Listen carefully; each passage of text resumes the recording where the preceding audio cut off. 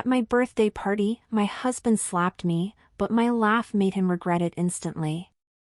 Emily stood near the modestly decorated table, her fingers lightly tracing the edge of a simple ceramic cup filled with warm chamomile tea. The soft hum of conversation and laughter filled the room as friends mingled around, the soft glow of fairy lights casting gentle shadows on the walls. It was her birthday party, a small gathering she'd insisted on keeping intimate this year, away from the gaudy celebrations of previous times. She had wanted a quiet evening, just a chance to feel a little happiness and warmth among people she cared about. The pastel blue dress she wore was one she'd bought on sale, and she had twirled in front of the mirror that afternoon, forcing herself into the belief that simplicity could be just as beautiful as extravagance. Her husband, David, hovered nearby, a glass of whiskey in hand, laughing loudly at a joke from one of his friends, his presence almost domineering in the lively room.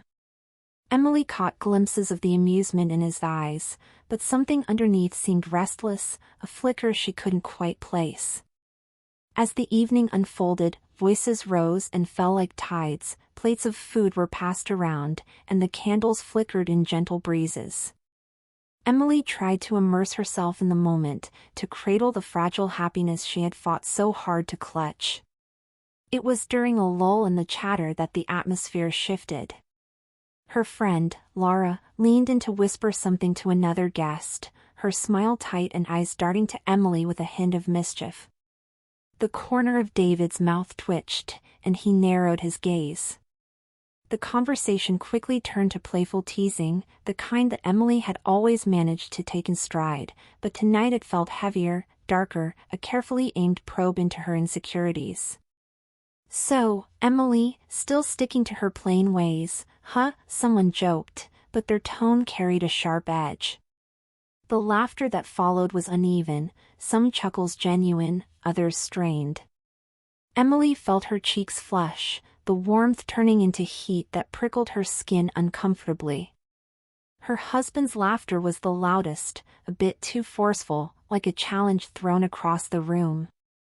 She looked at him, searching for reassurance, but saw something else instead, a glimmer of impatience, maybe even disdain. The teasing escalated as David joined in, his words cutting a bit too close to home. "She's always so serious, never knows how to let loose or have fun. Must be exhausting, right, Em?" The use of her nickname made the room quieter for a split second, and Emily's lungs tightened. The friends who had been smiling now seemed unsure where to look. Emily opened her mouth to retort, to defend herself, to explain that she just wanted to enjoy the evening without ridicule, but the words stuck in her throat. David stepped closer, his smile fading into a smirk that didn't reach his eyes. "Come on, Em, don't be like that. It's all in good fun." But to Emily, it didn't feel like fun. It felt like a test she was failing spectacularly, like she was under a spotlight that amplified every flaw she thought she hid. Her heart pounded, a heavy weight settling inside her chest. The room felt smaller, the walls closing in. Then, without warning, their conversation exploded. A comment from Emily, meant to assert herself, turned into a spark. David's voice rose, harsh and sharp, his words lashing through the air. The friends around them exchanged uneasy glances but said nothing. Then, in a split moment of anger that stunned even him, David's hand swung up and landed against Emily's cheek with a sharp slap. Silence fell so heavy that Emily could hear her own shallow breath, the ringing in her ears louder than the murmurs around her. The flush of embarrassment and shock burned hotter than any pain from the strike. She felt the eyes of every guest on her, the frozen disbelief in their faces adding weight to the humiliation. Time seemed to stretch as she pressed her palm to her reddening cheek, a sudden wave of tears threatening to spill over. Everyone waited for her to break, to crumble, to submit to the shock. But instead, Emily's lips curled into a laugh, a sound so irrepressible, so raw, it stunned the room into silence once more. It wasn't a laugh of joy, nor of mockery. It was a laugh that carried the bitter mixture of pain, disbelief, and an unyielding defiance. The kind of laugh that said, "You did not win." The guests stared, some shifting uneasily, others exchanging glances that questioned what they'd just witnessed. David's smirk faltered as the laughter continued, growing louder and more resolute, shaking the atmosphere like an earthquake. Emily's eyes shone with tears that reflected not weakness, but the fire of a woman who refused to be broken by a slap, by humiliation, by the narrow judgments of others. At that moment, a subtle question hovered in the air, unspoken but powerful: what exactly makes a person truly strong in the face of cruelty? And how far would Emily go to reclaim her peace? As the party's uneasy tension hung like a curtain waiting to be pulled back, Emily's laughter echoed in every corner of the room, daring everyone present, and herself, to confront what came next. It makes one wonder, in moments of pain and public shame, what kind of strength lies hidden deep within us, waiting to rise when we least expect it. Have you ever witnessed someone reclaiming their power in the most unexpected way? The tension that lingered after Emily's unexpected laughter settled into the room like a heavy fog, muting the earlier joviality. For a brief moment, no one dared to speak. The fragile veneer of celebration had cracked, revealing unease beneath.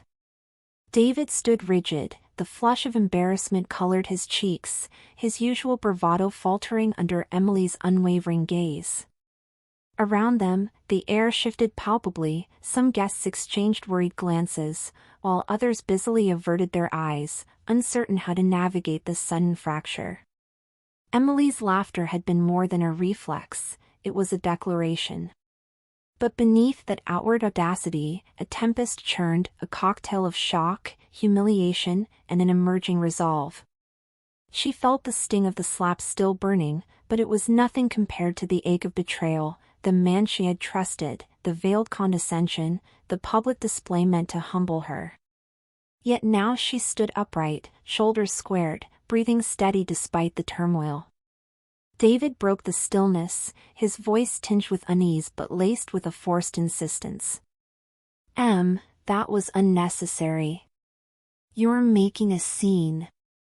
His gaze flicked to the curious faces around the room, as if hoping their judgment would bolster his stance. Emily met his eyes, steady and unwavering. "A scene? You mean the slap? Maybe it's time we stop pretending everything is fine." Her voice was calm, yet the undercurrent of steel was unmistakable. The friends who had been part of the earlier teasing shifted uncomfortably. Laura cleared her throat, attempting to interject with a hastened, "Let's all just calm down," but her words dissolved into the thick silence. Emily knew that this moment was a turning point, one where the masks fell away, and the truth, no matter how painful, demanded acknowledgement. She felt the eyes of the guests upon her, some filled with sympathy, others with stunned surprise, and a few with cautious admiration. Some had never seen Emily beyond her quiet demeanor. Tonight, a new image emerged, one of a woman refusing to be diminished. David's expression darkened. He took a step closer, voice lowering into a tense whisper. "You always have to make things difficult. Is this your way of embarrassing me in front of everyone? You're too sensitive, Em." "Maybe if you weren't so uptight." His words trailed off but hung like a poisonous cloud. Emily's heart tightened but did not break. Instead, a blaze ignited within her. "Too sensitive? David, I've loved you through years of implied disdain, of your dismissive smirks and loud jokes at my expense. But tonight, you crossed a line that will never be crossed again." Her voice rose, not with anger but with firm conviction. The room seemed to lean in, the friends suddenly more awake to the reality behind closed doors, the hidden fractures in their celebration. Lara's earlier smirk was replaced by a hesitant nod, as if acknowledging a truth she had long ignored. Emily's mind flashed back to all the moments she had silenced herself, when she let insults slide, when she smiled through discomfort, when she ignored the gnawing feeling that her worth was unseen. Now was not the time for silence. Now was the time to reclaim her dignity.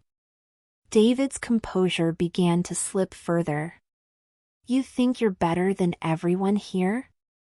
Don't forget who your friends are, Em. Don't make a fool of yourself. His voice dropped, barely above a hiss, but the threat was clear. Emily took a steadying breath, feeling the room tilt between fractured loyalties and tentative support. Better? No. But I am tired of settling for less than respect. Not now, not ever. Her gaze swept the room, capturing the hesitant empathy in her friend's eyes. I want to thank you all for being here tonight. I hope you understand why I can't pretend anymore. With that, she stepped back from the circle, moving towards the soft glow of the window, seeking refuge in the cool night air just beyond. The voices resumed murmurs, but the tone had changed, a subtle acknowledgement that something important had shifted. In that moment, Emily questioned herself. Would she have the strength to walk away from everything she'd known? Could she summon the courage to unravel years of painful silence and rebuild her truth? The questions hung unspoken, mirroring the fragility and potential of the night. As the party's energy drained into a more somber current, one could not help but wonder, how many stories like this went unheard behind closed doors? How often does the strength to laugh in the face of pain spark a journey toward freedom? What would you do if placed in Emily's shoes, caught between love and self-respect? The night was far from over, and Emily's path was just beginning to unfold in ways no one could yet imagine. The aftermath of the party lingered heavily in Emily's mind as she lay awake into the early hours of the morning, the weight of the evening's events pressing against her chest like a stone. The dim glow of the streetlights filtered softly through her bedroom window, casting long shadows that seemed to mimic the turmoil inside her. Her cheeks still throbbed faintly, both a reminder and an emblem of the night's shattering moment. Yet, beyond the physical pain, it was the tumult of decades-old wounds and new fears that clutched at her heart. How could David have crossed a line she'd thought inviolable? How deep was the well of his cruelty beneath the surface of charm and laughter? Hours later, when the house stirred with cautious morning light, Emily faced the challenge of navigating what the dawn would bring. The echoes of the slap, the fractured laughter, the piercing silence, all replayed relentlessly. David sat at the kitchen table, his face composed but guarded, a faint tension etched into the crease between his brows. His once convivial demeanor was replaced by a coldness that made the room feel sterile and unfamiliar. So, you're really going to make this a big deal? He asked, voice low yet edged with frustration. I was embarrassed last night. You humiliated me. Emily's eyes met his steadily. I didn't humiliate you. Your actions did. I won't hide behind hush or fear anymore. He scoffed, pushing back from the table. You always have to be so dramatic. People have problems, you're acting like a child. Maybe if you weren't so sensitive. She cut him off. Sensitive? I'm standing here telling you this is abuse. Physical, emotional, public. And you're trying to gaslight me? The word hung between them, sharp and unyielding. David's jaw clenched, and for a flicker of a moment, the facade slipped, revealing anger laced with something vulnerable, shame, perhaps. But he quickly masked it behind sarcasm. Fine. Make a scene. Go ahead. See where that gets you. He paused, eyes narrowing. Do you think I'm the only one with flaws here? The room's tension thickened as Emily wrestled with an avalanche of emotions, fear, disappointment, and a growing determination. She realized this was more than a momentary clash, it was a reflection of years spent in silence, neglect, and denial. She had known hints of David's temper, subtle dismissals, and the invisible chains of control. But this night exposed the raw core, the dark reality she could no longer ignore. Outside, the world carried on obliviously, birds chirping to greet the new day, and the city bustling beyond her home's walls. Inside, a storm raged, and Emily knew she faced a crossroads. But she was no stranger to struggle, she had weathered storms before, even if none so personal or profound as this. Determined not to remain a victim, she made quiet plans in the days that followed, discreetly reaching out to a trusted friend, Laura, who surprised her with unexpected support. "You don't have to stay silent," Laura said softly over the phone, her voice a balm to Emily's weary spirit. "You deserve respect. We all do. I'll help you." Together, they explored options, counseling services, support groups, local resources, paths towards safety and healing. Emily felt the slow creeping courage that comes from shared strength and the recognition that she was not alone. Yet, with each step forward, doubts and fears shadowed her mind. Was she prepared to confront David not just privately but publicly? Would the people around her believe and stand with her? The stakes felt daunting. Then came the moment that challenged the fragile equilibrium she was forging. David confronted her again, this time not with violence but with a chilling calm. "If you go any further, if you drag this into the open, I will destroy you. Your career, your reputation, our friends, you think they'll side with you? Think again." The veiled threat cut deep. Emily's thoughts raced. Was it better to conceal and survive or to expose and fight? The pressure mounted, but her spirit, kindled by that defiant laughter at the party, flared stronger than ever. She looked into the mirror one morning, her reflection weary but unyielding. The woman staring back held wounds but also a resolute fire. The choice was clear, to retreat and shrink, or to rise and reclaim her life on her terms.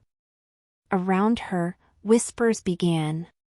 Friends who had once hesitated in silence found their voices. Small acts of kindness and understanding became the pillars of a new foundation, a community of support that Emily hadn't dared to imagine. The turning point arrived not with bombastic confrontation but with Emily's quiet power when she spoke her truth firmly amid friends and family. Her voice no longer trembled.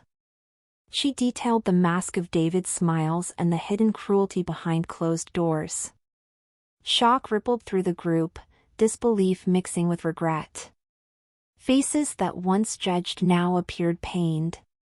David's demeanor faltered, the facade cracking as accusations and realizations settled like dust after a storm. The room felt suspended between past denial and the fragile hope for healing. In that charged silence, Emily felt the power of her laughter at the party anew. It had not been a moment of weakness but a seed of change. The path ahead was uncertain, fraught with obstacles and the necessity of rebuilding shattered trust, not with David, but within herself. One could not help but ponder, how does one find the strength to break free from the ties of humiliation and fear? What does it take to turn pain into a force for transformation? And most poignantly, when faced with threats meant to silence, where does courage truly come from? Emily's story was becoming more than her own. It was the story of countless women who discover that dignity is not given, it is claimed, one brave step at a time. Has there ever been a time in your life when you chose to confront what others hoped you'd hide? Where did your courage come from? These questions, like Emily's journey, linger as invitations to deeper reflection. The next chapter awaited, and Emily was ready to write it with unwavering resolve. The morning after the party arrived with a fragile silence that disrupted the usual warmth of Emily's home. The sunlight seeped through the curtains, casting soft beams across the dim kitchen, where the air felt thick with unanswered questions and unspoken tensions. Emily sat at the table, her fingers loosely wrapped around a cup of coffee that had long since gone cold. The events of the previous night played over in her mind relentlessly, the stunned faces of the guests, David's hand striking her cheek, her own defeated yet defiant laughter echoing against the walls of the room. David entered the kitchen a few moments later, his footsteps hesitant, his expression carefully controlled but faintly betraying the turmoil beneath. As he reached for a glass, he cleared his throat and finally spoke, his voice low but heavy with forced calm. "Emily, about last night. I think you overreacted." Emily's jaw tightened. She had braced herself for this. The familiar minimization of her feelings, the dismissal of her pain. "Overreacted?" she echoed, shock lacing her tone. "You slapped me in front of everyone, David. What part of that don't you get?" David averted his gaze, a flicker of frustration crossing his features. "It was a momentary thing. You pushed me with your words, made me look like a fool in front of our friends." His tone was accusatory, attempting to shift blame. Emily took a deep breath, summoning strength she hadn't expected she still possessed.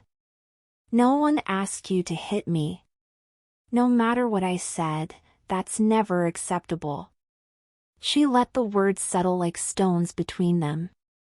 "I'm tired of pretending your anger is justified because of my so-called sensitivity. It's not me who needs to change, it's this pattern you keep reinforcing." David's eyes darkened, and his frustration surfaced in sharp bursts. "You act like you're perfect. Like you haven't done anything wrong." His voice grew louder, irrevocably crossing the boundary of calm reason. "Maybe if you weren't so controlling, so uptight, we wouldn't be here." Emily stood, her chair scraping slightly back from the floor. The force of his words ignited a fire she hadn't realized was smoldering. "Controlling? I've spent years trying to maintain peace, to put your needs first while you belittle and berate me behind a smile. Not anymore." Her voice was steadier now, stronger. "This isn't just about last night. It's every time I've been silenced, dismissed, or made to feel less worthy." The room seemed to constrict around them, the air thickening with the weight of their truths clashing. Outside, the chirping of birds continued unabated, indifferent to the fragile human conflicts within these walls. Emily's mind raced, the years of solitude and secret hurt converging into a singular moment of clarity. She could not stay trapped in this cycle any longer. Desperate to regain control, David's tone shifted into a chilling warning. "If you keep pushing me, I swear, I'll make sure you regret it. Our friends believe me, Emily. They'll think you're unstable, hysterical. Who'll stand by you then?" Emily's eyes widened, but she did not falter. The shadows of fear lurked momentarily on the edges of her resolve, but she steeled herself with the memory of her laughter at the party, the unexpected raw strength that threw their expectations into chaos. She was no longer that frightened woman who absorbed wounds in silence. She was awakening. "I won't let your threats control me or define my reality," she said, her voice barely above a whisper but resolute. "I have allies. I have my own voice. And now, I'm going to use it, no matter the cost." In the days that followed, Emily reached out quietly to a few trusted friends, including Laura, whose earlier teasing gave way to heartfelt support once the truth was laid bare. Lara's words were a balm. "You don't have to do this alone, Em. We believe you. We'll stand with you. This is your time." Together, they explored avenues for counseling and community support groups, opening doors Emily hadn't dared approach before. The journey was fraught with uncertainty, fear, and the challenge of rewriting the story of her worth. As Emily grappled with the enormity of what lay ahead, one question echoed louder than all else. What does it truly take for a person to break free from the chains of humiliation and fear? And when the world around you doubts your strength, how do you find it within yourself to rise? Emily's journey was no longer just about survival, it was about reclamation. And though the path was long, every step forward was a testament to the indomitable spirit that laughter and truth could ignite. Have you ever faced a moment where standing up meant risking everything? What inner wellspring did you draw from when you chose courage over silence? These are the questions that linger, inviting us all to reflect on the silent battles waged behind closed doors. The next chapter of Emily's life awaited, fraught but fiercely hers to claim.